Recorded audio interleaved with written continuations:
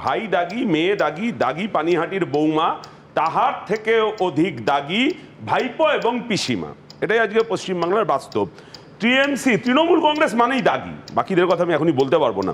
অরূপের সঙ্গে আমি একমত, সব তৃণমূল চোর নয়, কিন্তু সব চোর তৃণমূল, এতে কোনো সংশয় নেই।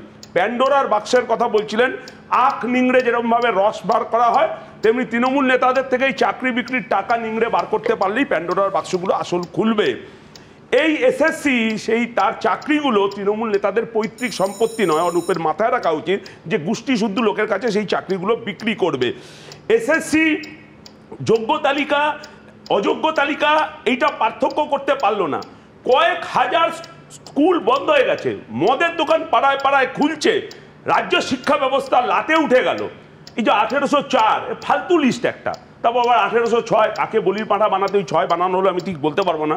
যা শোনা যাচ্ছে কম করে 6000 শিক্ষক। না, একদম শেষে দুটো নামের একটা বাড়তি তালিকা যোগ হয়েছে, তার মধ্যে একজন দেখা যাচ্ছে দাপুটে তৃণমূল বিধায়কের মেয়ের নাম। এটাই তো বলছি যে কাকে বলির পাঁঠা বানাতে কাকে আড়াল করছে, এ তৃণমূলকে ছাড়া বোঝা যাবে না।